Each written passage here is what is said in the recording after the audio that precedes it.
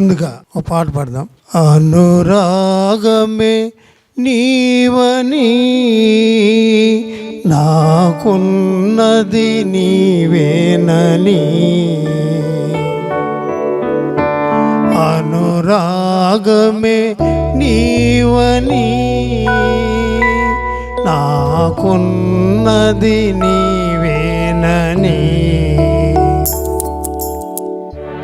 నిన్ను నీ పాడనా స్తుతిని చేయనా, నా బ్రతుకంత నీతోనే నే నడువనా. అనురాగమే నీవని నాకున్నది నీవేనని,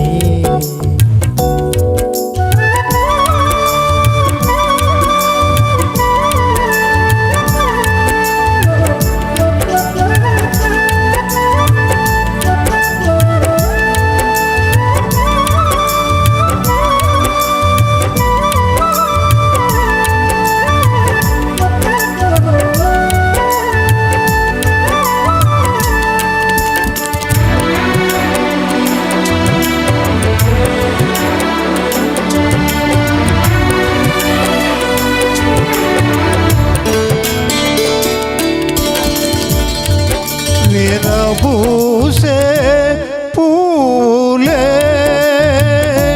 నీ ప్రేమను వివరించెనే, విరబూసే పూలే నీ ప్రేమను వివరించెనే, నీ మాటల మకరందమే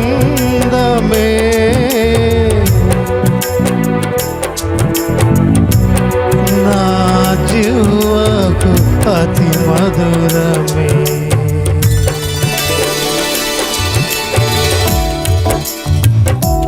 అనురాగమే నీవని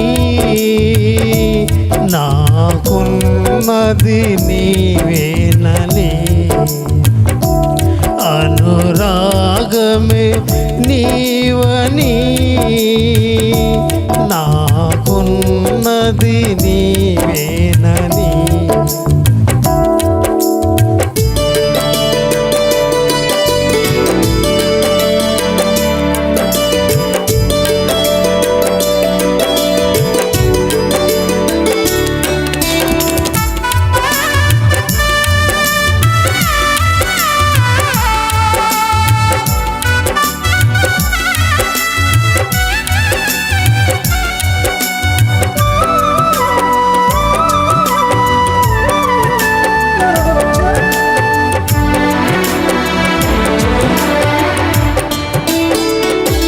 చల్లనైనా గాలిలో నీ స్వరమే విన్నానయా, చల్లనైనా గాలిలో నీ స్వరమే విన్నానయా, నీ మాటల మకరందమో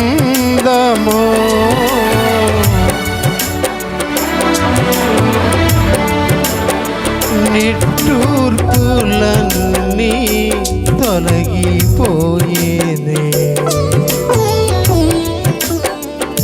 నిట్టూర్పులన్నీ తొలగిపోయేనే, అనురాగమే నీవని. Praise lord. దేవుని నామమునకు స్తుతి కలుగును గాక. మీకు అందరికీ యేసుక్రీస్తు నామములో వందనములు తెలియజేస్తూ ఉన్నాను. ప్రేమేంటంటే వార్లారా, యేసుక్రీస్తు ప్రభువును అంగీకరించాలని, ఆయనే దేవుడని, ఆయన తప్ప వేరే దేవుడు లేడని, మరి ఆయన మాత్రమే సృష్టికర్త, అంతేకాదు మనల్ని రక్షించేటువంటి రక్షకుడు అని మనం బోధించుకుంటూ వస్తున్నాం. గతంలో కూడాను మనం ఎవరైనా సరే మరి ఈ లోకంలో జన్మించిన తర్వాత ఒక దినం మరణించవలసిందే. కనుక మరణించిన తర్వాత మనకి రెండు ప్లేసులు ఉన్నాయని చెప్పేసి మనం ఎప్పుడు కూడా బోధించుకుంటూ వస్తున్నాం. ఒకటి పరలోకము, 2 నరకము. మనం పరలోకానికి వెళ్ళాలా నరకానికి వెళ్ళాలా అన్నది విషయాన్ని ఇక్కడే మనం నిర్ణయించుకోవాలి.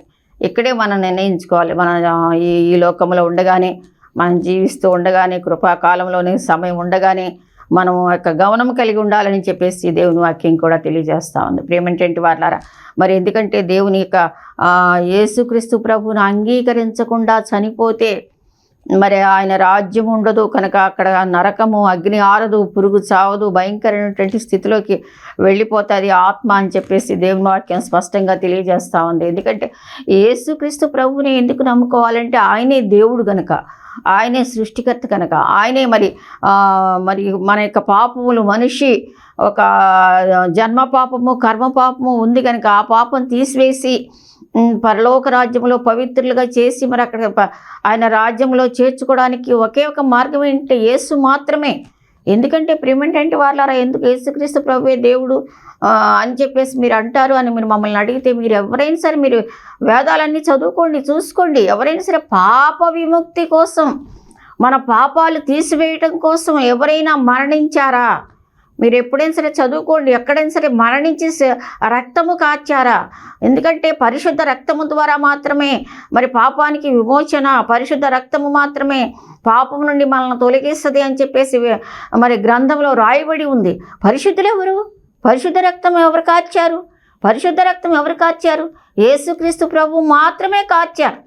సిలువలో మన కోసం ప్రాణం పెట్టినటువంటి దేవుడు, విమోచకుడు కనుక ప్రేమేంటంటే వాళ్ళారా, మరి ఆ యేసుక్రీస్తు ప్రభుని మరి నమ్ముకుని సొంత రక్షకుడిగా పొందుకుని మనం ఈ లోకములో జీవిస్తేనే ఒకవేళ మనం మరణం వచ్చినా, ఆయన రాకడ వచ్చినా ఆయన రాజ్యంలో మనం ఉండగలము. లేకపోతే నిత్య నరకమే, అగ్ని ఆరని, పురుగు చావనటువంటి స్థలానికి వెళ్ళవలసి ఉంటుంది. కనుక ఆ సమయం ఉండగానే ఇక్కడే మనం అది సిద్ధపడి ఉండాలి అని చెప్పేసి దేవుని వాక్యం ద్వారా ఎన్నోసార్లు మిమ్మల్ని హెచ్చరిస్తూ ఉన్నాను.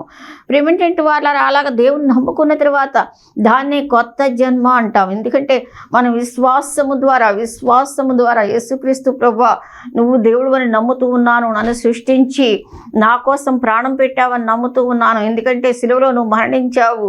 ఆయన మరణించడానికి ఏ విధమైనటువంటి పాపం ఆయనలో లేదు, ఏ విధమైనటువంటి అవసరత లేదు. ఆయనను నీ కోసం, నా కోసం, మన పాపాలు ఆయన మీద వేసుకుని ఆయన సిలువలో మరి ఇష్టపూర్వకంగా ప్రాణం పెట్టారనమాట. అందుకే ఆయన దేవుడు. అలాగ మనం ఎవరైతే అంగీకరించామో, హృదయంలోకి తీసుకున్నామో, పాప క్షమాపణ పొందామో, దేవుని నీ ఒప్పుకొని ముందుకు వెళ్ళామో, అట్టి వారికి మనం ఏ విధంగా ఈ లోకములో జీవించాలి. ఎందుకంటే ఒక నూతన జన్మ, దాన్ని నూతన జన్మ అంటాము, మారు మనసు అంటాము, రక్షణ అంటాము. ఏది ఏమైనా ఆ యొక్క క్రియ, ఆ యొక్క దేవునికి మనకి సంబంధము, ఏదైనా తోటలో పోగొట్టుకున్న ఆ యొక్క సంబంధము, ఏదైనా తోటలో ఎప్పుడైతే మన పితరులు ఆదాము హవ్వ మన పితరులైనటువంటి ఆది తల్లిదండ్రులు మరి చేసినటువంటి అతిక్రమాన్ని బట్టి దేవునికి దూరంగా వెళ్ళిపోవటాన్ని బట్టి ఆ పాపం సంక్రమించింది, అందరికీ సంప్రాప్తమైంది అని వాక్యం తెలియజేస్తూ ఉంది. కనుక ఆ సంప్రాప్తమైన ఆ యొక్క పాపాన్ని తీసివేయడానికే ఆయన సిలువలో మరణించారు కనుక దాన్ని ఒప్పుకుని మనం ఆ పాపాన్ని తీసివేసుకున్నాం కనుక ఇప్పుడు మనము రక్షించబడ్డాము. రక్షణ అంటే ఒక అపాయం నుండి విడుదల, ఒక డేంజరస్ పొజిషన్లో నుండి బయటపడినట్టుగా. ఏంటంటే మరి డేంజరే కదా, నరకం అంటే డేంజరే కదా, నరకానికి వెళ్లకుండా తప్పించాడు మన కోసం. ఆయన సిలువలో మరణించి మన భారం అంతా ఆయన మీద వేసుకుని, మన పాపమంతా ఆయన మీద వేసుకుని ఆయన సిలువలో ప్రాణం పెట్టారు. కనుకనే ఆయన్ను మనం అంగీకరించాము. అలాగా అంగీకరించిన నువ్వు ఎప్పుడైతే ఆ ఇష్టపూర్వకంగా ఆయన హృదయంలోకి చేర్చుకొని విశ్వాసముతో ఆయన బిడ్డవయ్యావో, ఇంకా ఆయనతో సంబంధము, అక్కడ పోగొట్టుకున్నటువంటి సంబంధాన్ని ఇప్పుడు నువ్వు పొందుతున్నావు. మరి ఆ రిలేషన్షిప్ విత్ గాడ్, దేవునితో యొక్క సంబంధాన్ని కలిగి ఉంటావు. కలిగి ఉన్నప్పుడు ఈ లోకములో, ఈ భయంకర లోకములో, ఈ లోకము దుష్టుని వశమందున్నది అని దేవుని వాక్యం తెలియజేస్తూ ఉంది. ఈ దుష్టుని వశమందు ఉన్నటువంటి ఈ లోకములో మనం ఎలాగా జీవించాలి? మరి గతంలో కూడా మనం దేవుడు ఆయన జన్మించిన విధానము, మరి వచ్చినటువంటి డిసెంబర్ మాసం అంతట్లో మనం ఆయన ఎందుకు మనకు జన్మించారో మాట్లాడుకుంటూ వచ్చాము. జనవరి మాసం అంతా కూడా ఆయన చేసిన వాగ్దానాలు, మనకి ఏ విధంగా ఆ వాగ్దానాలు మనకి ఎలా చేశారు, ఎలా ముందుకు వెళ్ళాలి, మనకి ఎంత ఎవిడెన్స్ ఉంది అని చెప్పి మాట్లాడుకున్నాం. ఇప్పుడు మనం ఆయన్ని కలిగినటువంటి మనము ఎలాగా ప్రత్యేకంగా ఈ లోకంలో జీవించాలి జీవించాలి అన్న విషయం గురించి మనం మాట్లాడుకుంటూ వస్తున్నాము. చూడండి ప్రియమైనటువంటి వారలారా, రోమాపత్రిక 6వ అధ్యాయము 4వ వచనం నుంచి 6వ వచనం వరకు మనం చూసుకున్నట్లయితే ఇక్కడ ఏమన్నదంటే, కాబట్టి తండ్రి మహిమ వలన పొందిన క్రీస్తు మృతులలో నుండి ఎలాగూ లేపబడెనో అలాగే మనమును నూతన జీవము పొందిన వారమై నడుచుకున్నట్లు మనము బాప్తిసం వల్ల మరణములో పాలు పొందుటకై. ప్రియమైనటువంటి వారలారా, ఎప్పుడైతే ఆయన మనం యాక్సెప్ట్ చేశామో, హృదయంలోకి అంగీకరించామో, ఇంకా నువ్వు ఒకవేళ దేవుణ్ణి అంగీకరించకపోతే, ఆ విషయం నీకు ఇంకా తెలియకపోతే, ఇంకా అటువంటి అనుభవం లేదులేండి, ఏదో యేసుప్రభు కూడా దేవుడు నేను ప్రార్థన చేసుకుంటున్నాను కాదు, యేసుప్రభు కూడా కాదు, యేసుప్రభువే దేవుడు, ఆయనే దేవుడు, ఆయనే ఏకైక దేవుడు, ఆయన తప్ప వేరే మార్గం లేదు. రేపు మనం పరలోక రాజ్యానికి వెళ్ళడానికి యేసు తప్ప వేరే మార్గం లేదు. ఆయన అంటున్నాడు, నేనే మార్గము సత్యము జీవము, నా ద్వారా తప్ప ఎవ్వరు కూడా పరలోక రాజ్యంలో ప్రవేశింపలేరు అని చెప్పేసి నిశ్చయముగా చెప్పుతున్నానని వాక్యం సెలవిస్తూ ఉంది. కాబట్టి ప్రియమైనటువంటి వారలారా, ఎలాగ ఆయన మృతులలో నుండి ఆయన మృతుల్లో అంటే ఆయన చనిపోయి తిరిగి లేచి పరమునకి ఎగారు. ప్రియమైనటువంటి వారలారా, ఆయన జన్మించి పరిశుద్ధాత్మ ద్వారా మరియ గర్భమున 33 సంవత్సరాలు ఈ లోకంలో మనలాగానే మన పిల్లల్లాగా జీవించి, ఒక వడ్లవాణి కుటుంబంలో పనిచేస్తూ జీవించి, ఆ తర్వాత శిలువ కార్యం చేసి, తండ్రి చెప్పిన కార్యాన్ని, తండ్రి తన ఎందుకు పంపించారో ఆ కార్యాన్ని చేసి, మరి చనిపోయి తిరిగి లేచి, అంటే మరణమును జయించి తిరిగి లేచి ఇప్పుడు పరమునకేగి ఆయన మన కొరకు విజ్ఞాపన చేస్తూ ఉన్నారు. కనుక ఇప్పుడు మనం కూడా ఆ అనుభవంలోకి వెళ్ళడానికి బాప్తిస్మములో సాక్ష్యం ఇవ్వాలి. ఎప్పుడైతే నువ్వు దేవుని యాక్సెప్ట్ చేసావో తప్పనిసరిగా బాప్తిసం తీసుకోవాలి. బాప్తిస్మం అంటే పాపం విషయమై చనిపోతున్నాను, పాటి పెట్టబడుతున్నాను, తిరిగి దేవుని కొరకు లేస్తూ ఉన్నాను, దేవుని కొరకు జీవించడానికి. అందుకే అంటున్నావు కాబట్టి తండ్రి మహిమ వలన క్రీస్తు మృతులలో నుండి ఎలాగూ లేపబడినో అలాగే మనమును నూతన జీవం పొందిన వారమై నడుచుకున్నట్లు మనము బాప్తిస్మము వలన మరణములో పాలు పొందుటకై అని చెప్పి దేవుని వాక్యం సెలవిస్తూ ఉంది. అటు అనుభవంలో గుండా మనం వెళ్ళాలి. ఇంకా అటువంటి అనుభవం లేకపోతే ఆలస్యం చేయకుండా ఇప్పుడే ఆ విషయంలో నువ్వు పాలు పంపులు పొందాలని దేవుని వాక్యం ద్వారా నేను నిన్ను హెచ్చరిస్తూ ఉన్నాను. ప్రియమైనటువంటి వారలారా, అలాగ నూతన జన్మ అనుభవము, నూతన సృష్టి అని కలిగినటువంటి మనము ఇప్పుడు ఎలాగ జీవించాలి అంటే విశ్వాసము ద్వారా జీవించాలి. విశ్వాసమే కదా ఇప్పుడు మనం దేవుణ్ణి అంగీకరించాం. ఇప్పుడు నా ఎద్దుకు వచ్చి వారిని ఎంత మాత్రము త్రోసివేయను అంటున్నారు. ఎప్పుడైతే మనం దేవుని దగ్గరికి వెళ్ళి మనం అది యాక్సెప్ట్ చేసి సిలువలో ఆయన చేసిన కార్యాన్ని అంగీకరించి నా హృదయంలోకి రాని మన విశ్వాసం ద్వారా పిలిచినప్పుడు పరిశుద్ధాత్మ దేవుడు మన హృదయంలోకి ప్రవేశించి మన హృదయం అంతా కడిగి శుద్ధి చేశాడు, ఒక నూతన జీవితం ఇచ్చాడు విశ్వాసము ద్వారానే అంటాడు. మరి రోమిలికి రాసిన పత్రికలో కూడా భక్తుడు అంటాడు, విశ్వాసము ద్వారా కృపచేతనే మీరు రక్షించబడ్డారు అంటాడు. కృపచేతనే మీరు రక్షించబడ్డారు, కానీ వేరే మీలో అటువంటి గొప్ప కార్యాలు ఏమీ కాదు. చూడండి రోమిలికి రాసిన పత్రిక 3వ అధ్యాయము 28వ వచనంలో చూసినట్టయితే, విశ్వాసం వలనే మనుషులు నీతిమంతులుగా తీర్చబడుతున్నారు. విశ్వాసము ద్వారానే విశ్వసిస్తున్నాం, మనం నమ్ముతున్నాం అంతే. మన అవినీతిని తీసివేసి నీతి అనేటువంటి దక్షిణ హస్తం, ఒక నిర్మలమైనటువంటి వస్త్రం మనకిచ్చారు, రక్షణ వస్త్రం మనకిచ్చారు. దేవుడు మన హృదయంలో ప్రవేశించారు, ఆత్మదేవుడిని. ఆత్మదేవుడు నీ హృదయంలో ప్రవేశించినప్పుడు నీకు తెలిసిపోతుంది ఒక నూతన జన్మ. అదే అంతకుముందు గజిబిజి, అయ్యో ఇప్పుడు చనిపోతే ఎక్కడికి వెళ్ళిపోతానంటే భయం, అదంతా ఇప్పుడు ఏముండదు. ఎప్పుడైతే ఆత్మదేవుడిని హృదయంలో ప్రవేశించారో, ఆత్మానుసారంగా విశ్వాసంతో జీవించడమే కాకుండా ఆత్మానుసారంగా దేవుని యొక్క ఆత్మతో నడిపింపబడుతూ నువ్వు జీవించడానికి అవకాశం ఉంటుంది. కనుక విశ్వాసము ద్వారా మనం దేవుని యొక్క ఇష్టాన్ని నెరవేర్చే వారంగా, మరి దేవుని యొక్క చిత్తాన్ని మనం నెరవేర్చే వారంగా, ఆయనకి ఇష్టంగా మనం జీవించే వారంగా ఉండాలని దేవుని వాక్యం సెలవిస్తూ ఉంది. 2వ కొరింథీయులకు రాసిన పత్రిక 5వ అధ్యాయము 6వ వచనంలో కూడా చూస్తే దేవుని వాక్యం అని సెలవిస్తూ ఉంది. చూడండి ప్రియమైనటువంటి వారలారా, కొరింథీయులకు రాసిన 2వ పత్రిక 5వ అధ్యాయం 6వ వచనం చూస్తే, వెలిచూపు వలన కాక విశ్వాసం వలన నడుచుకుంటున్నాము కనుక ఈ దేహములో నివసించున్నంత కాలము ప్రభువునకు దూరముగా ఉన్నామని ఎరిగి ఎల్లప్పుడూ ధైర్యము గలవారమై ఉన్నాము. ఇట్లు ధైర్యము కలిగి ఈ దేహమును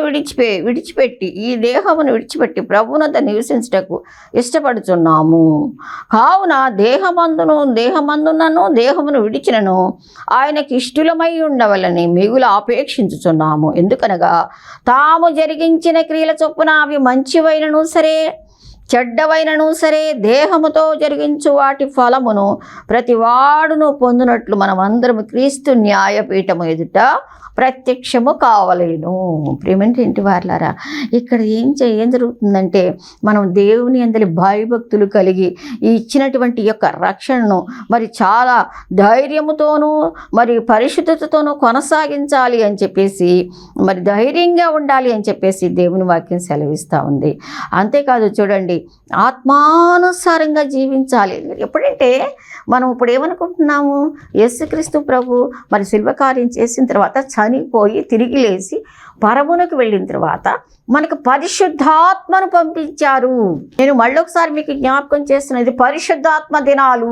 దేవుడు ఏడినమ్మా చూపించండి. యేసుక్రీస్తు ప్రభు 33 సంవత్సరాలు మరి మనలాగా మనుషుల్లాగానే మరి యొక్క సంచారం చేశారు యెరూషలేము ప్రాంతాలలో, ఆయన గ్రామాలన్నింటిలో. కానీ ఇప్పుడు మన కోసం చనిపోయి తిరిగి లేచి పరమునకి ఎగి అక్కడ తండ్రి కుడిపార్శ్వన చేరి మన కోసం విజ్ఞాపన చేస్తూ ఉన్నారు. రెండవదిగా మన కోసం బంగారపు పట్టణం కడుతూ ఉన్నారు. అక్కడ బంగారపు ఇల్లు నీ కోసం కడుతూ ఉన్నారు, మరి నివాసాలు కడుతూ ఉన్నారు. మన కోసం అక్కడ పరలోకంలో ఏర్పాట్లు చేస్తూ ఉన్నారు. ఒకరికి చనిపోతున్నారు, అక్కడ తీసుకెళ్ళిన తర్వాత ఆయన దగ్గర కూర్చొని ప్రస్తుతం అక్కడ ఉంటారు వేరే చోట, అది వేరే విషయం అనుకోండి. కాబట్టి ప్రియమంటే వాళ్ళ మనం ఏంటంటే ఆయన వెళ్ళిన తర్వాత పరిశుద్ధాత్మను మనకు పంపించారు.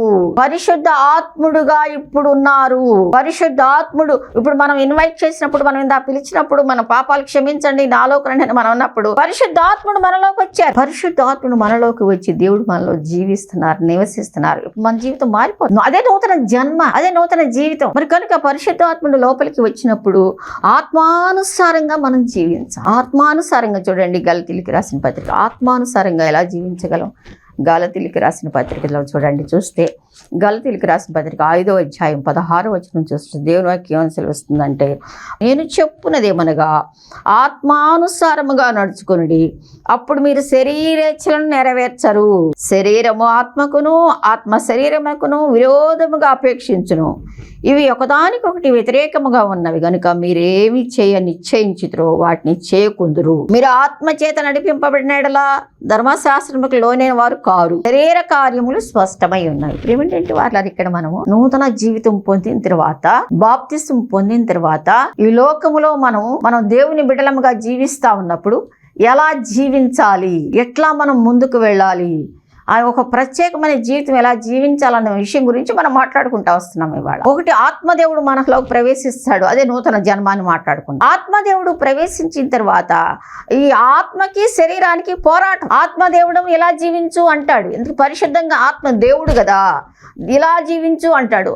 శరీరం ఏమో దానికి ఒప్పుకోదు. మనం గత జీవితం ఎలా ఉన్నాము అలా జీవించాలి అనుకుంటుంది శరీరం. కాబట్టి ఈ రెండింటికి పోరాటం. అప్పుడు ఆత్మదేవుని యొక్క సహాయంతో మనం శరీరాన్ని జయించి దేవునికి ఇష్టమైన రీతిగా జీవిస్తూ జీవిత యాత్రను సాగించాలి. అదే క్రైస్తవ జీవితం, అదే క్రీస్తుతో కూడిన జీవితం. క్రైస్తవ అంటే క్రీస్తుని కలిగిన జీవితం. కాబట్టి ఇక్కడ ఏమిటి చూడండి, ఇక్కడ చూస్తే గలతీయులకు రాసిన పత్రికలో ఇవంతా కూడా ఎప్పుడు కూడా మీరు ఏమి చేయనిచ్చిందో వాటిని చేయకుందరు. ఏమిటి చేయాలనుకుంటాం ఆత్మదేవుడు మనం చెప్తా ఉంటాడు, దాన్ని చేయకుండా చేస్తుంది శరీరం. ఇదో పోరాటం అనమాట. అప్పుడు మనం దేవుని యొక్క సహాయంతోనే, ఆత్మ సహాయంతోనే జయం పొందగలం. మరి ఇది ఒక్కరోజు వచ్చేసేది కాదు. అనుదిన జీవితంలో పోరాటం. దేవుని సన్నిధిలో మనం శక్తిని పొందుకున్న కొద్దీ, మనం ముందుకు వెళ్తున్న కొద్దీ దేవుడు మనకి సహాయం చేస్తారు.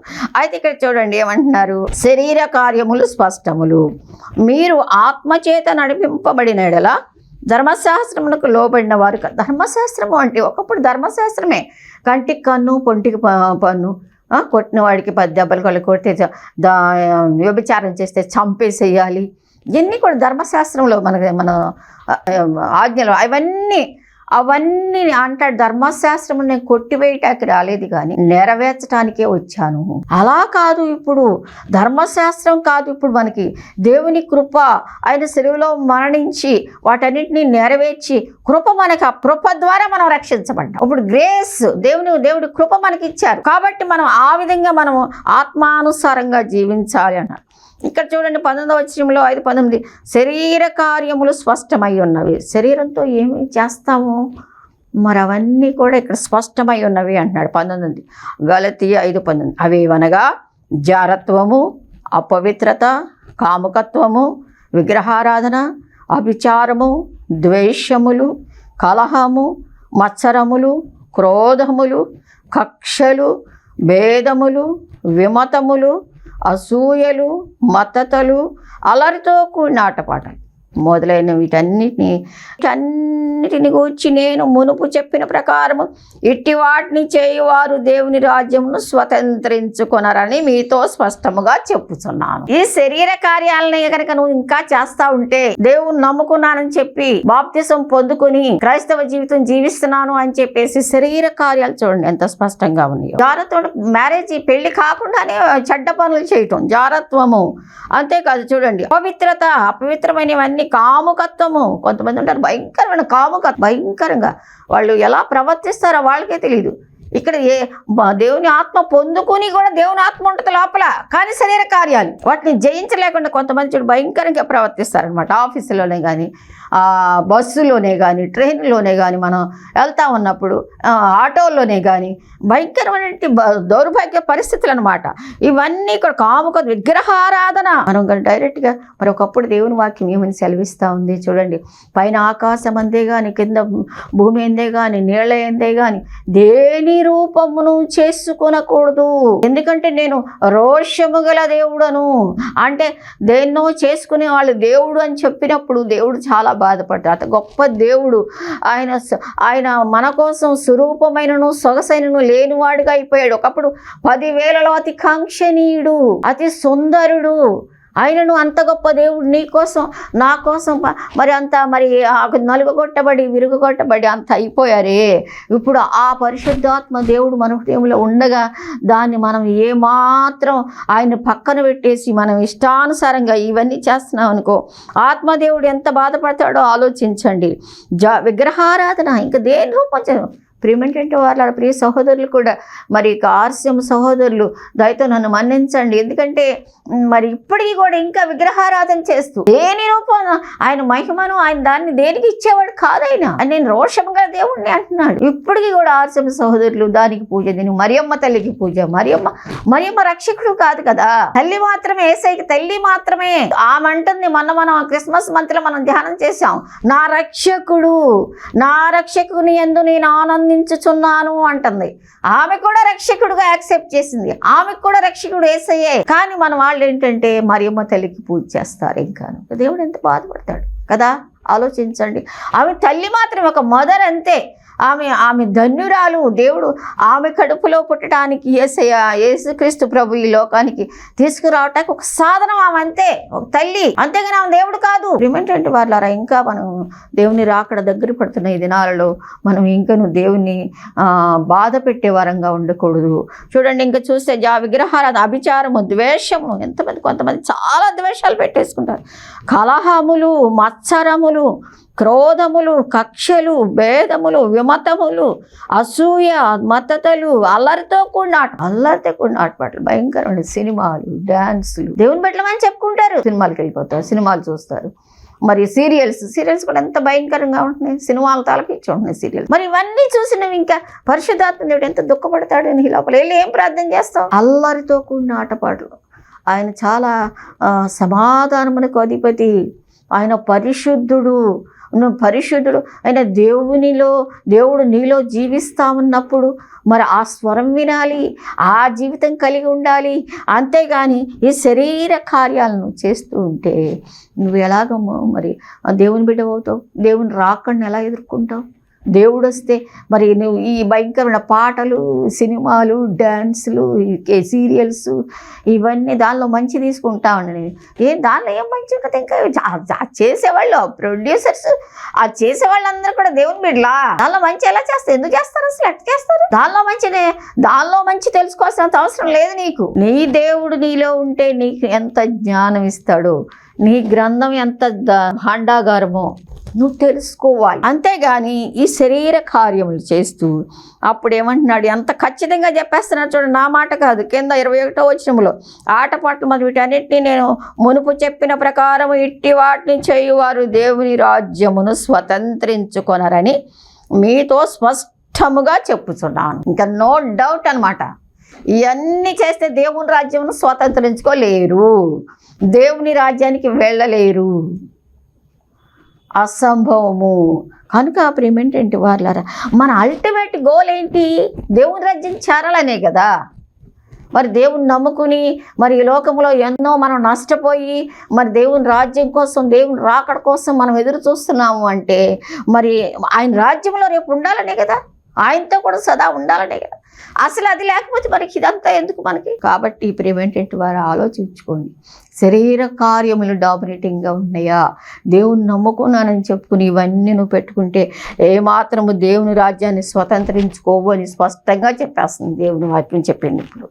కాబట్టి దేవుని వాక్యం అనుసారంగా దేవుడు మనల్ని హెచ్చరిస్తున్న ప్రకారంగా మనము శరీర కార్యములు ఒకవేళ ఇంకా ఇదిగో వీటిలో ఈ లిస్టులో దేంటోనైనా నువ్వు ఉన్నావేమో, వీటిలో జయం పొందుకోలేకపోతున్నాను అనుకుంటున్నావేమో, దేవుడిని అడగండి. తప్పకుండా దేవుడు జయం ఇచ్చేవాడుగా ఉంటాడు. ఆ తర్వాత 22వ వచనం అయితే అంటూ చెప్తూ ఏమంటాడు చూడండి. అయితే ఆత్మఫలమేమనగా ప్రేమ, సంతోషము, సమాధానము, దీర్ఘశాంతము, దయాళుత్వము, మంచితనము, విశ్వాసము, సాత్వికము, ఆశానిగ్రహము. ఆత్మఫలాలు కూడా ఉన్నాయి. ఎప్పుడైతే ఆత్మదేవుడు మనలో ఉంటాడో ఆత్మఫలములు ఫలించే వరంగా ఉండాలి. ఆత్మఫలాలు ఏంటంటే ఎప్పుడైతే ఆత్మలో నువ్వు ముందుకు వెళ్తూ ఆత్మదేవుని ఇష్టపడుతూ ఆత్మదేవుని కోసం మనం జీవిస్తూ ఆ ఫలాలను అభివృద్ధి చేసుకోవడానికి నువ్వు ప్రయాసపడతావు. ఆ ఫలాలు ఏంటి అంటే ప్రేమ. దేవుని ప్రేమలో మనం ముందుకు వెళ్ళే వరంగా ఉండాలి. దేవుని ప్రేమను ఆత్మానుసారంగా జీవిస్తున్నప్పుడు దేవుని ప్రేమను మనం కలిగి ఉంటాము. ఆత్మ మరి ప్రేమ అంటే దేవుడు అంటేనే యేసుక్రీస్తు ప్రభు అంటేనే ప్రేమ. ఆయన లక్షణమే ప్రేమ. మరి ప్రేమను, దేవుని ప్రేమను మనం కలిగి ఉండాలి. ప్రేమేంటంటే వాళ్ళరా, నిజంగా దేవుడు మనల్ని ప్రేమించకపోతే ఈ రోజున మనం ఎక్కడ ఉండేవాళ్ళం కదా, లోకములో పాపములో కలిసిపోయి ఎక్కడో ఉండేవాళ్ళం కదా. దేవుడు మనల్ని ప్రేమించాడు గనుకనే మనం ఈ స్థితిలో ఉన్నాం. కాబట్టి దేవుని ప్రేమను కలిగి ఉండాలి. సంతోషకరమైన జీవితాన్ని మనం కలిగి ఉండాలి. దేవునిలో ఆనందిస్తూ ఉండాలి. ఎందుకంటే దేవా ఎంత మంచి జీవితం నాకు ఇచ్చావు, ఎంత నిజంగా దేవుణ్ణి మనం ఒక్కసారి మన జీవితం ప్రేమ అంటే దేవుని ప్రేమను కూడా మనం ఒక్కసారి గుర్తు చేసుకుని ఆయన మనల్ని ప్రేమించిన విధానం గుర్తు చేసుకుని మనం ఇతరులను ప్రేమించాలి. ఏ స్థితిలో ఉంటే నిన్ను గుర్తు చేసుకుని దేవుడు క్షమించి రక్షించాడో. ఇతరులు మనం చూసినప్పుడు తేలిగ్గా చూస్తాం, వాళ్ళని ఎలా ప్రేమిస్తామండి, ఇలా ప్రవర్తిస్తారు, ఎలా ప్రేమించగలవండి అనుకుంటాం. కానీ మరి నువ్వు ఎలా ఉంటే దేవుడు నిన్ను ప్రేమించాడు? ఎటువంటి స్థితిలో నువ్వు ఉన్నప్పుడు దేవుడు నిన్ను ప్రేమించాడు? నిన్ను ప్రేమించడానికి ఏమన్నా నీ దగ్గర క్వాలిఫికేషన్స్ ఉన్నాయా అసలు? మనం ఇంకా నువ్వు పాపులమై ఉండగా అంట దేవుడు. పాపము చేత అపరాధములు చేసి చచ్చిన వారమై ఉండగా అంటాడు భక్తుడు. చచ్చిపోయిన వారం, కంపు కొడుతున్న వారం, వాసన చచ్చిన వాళ్ళు అసలు ఎవరైనా ప్రేమిస్తారా? తీసుకెళ్ళి పాతి పెట్టొస్తారు కదా. కానీ మనల్ని దేవుడు ప్రేమించి బ్రతికించాడు. మరి మనము కూడా దేవుని ప్రేమను కలిగి ఉన్న వారైతే ఆత్మఫలముల గురించి మాట్లాడుతున్నాం. ఫస్ట్ క్వాలిఫికేషన్ ఇది. ఆత్మఫల ప్రేమ కలిగి ఉండాలి. దేవుడు మనల్ని ఏ ప్రేమతో ప్రేమించాడో అదే ప్రేమతో నువ్వు ఇతరులను ప్రేమించగలగాలి. వారు మంచివారని మనల్ని మంచివారు మనం ప్రేమించాడు దేవుడు కాదు. అలాగే వాళ్ళు మంచివాళ్ళు కాకపోయినా ఒక్క విషయం ఎరుగుతూ వాళ్ళు దేవుని స్వరూపము. దేవుని స్వరూపము, తన స్వరూపమందు తన పోలిక చొప్పున నరుని సృజించదనని దేవుని వాక్యం సెలవిస్తుంది ఆదికాండంలో. మనం మనుషుల్ని చూసినప్పుడు దేవుని స్వరూపం అన్న విషయం మనం గుర్తుపెట్టుకోవాలి. అప్పుడే మనం వాళ్ళని ప్రేమించగలం. రెండవది, మనల్ని ఎలా ప్రేమించారో అది గుర్తు చేసుకోవాలి. వాళ్ళని లేకపోతే ప్రేమించలేము. వాళ్ళని మనం ఎలా ఉంటే దేవుడు ప్రేమించాడో గుర్తు చేసుకుని వాళ్ళని మనం ప్రేమించగలగాలి. కాబట్టి ప్రేమేంటంటే వాళ్ళరా, దేవుని లక్షణాన్ని, ఈ యొక్క ఆత్మ లక్షణాన్ని, ప్రేమను మనం కలిగి, అంతేకాదు ప్రేమ సమస్త దోషములు కప్పును అంటుంది దేవుని వాక్యం.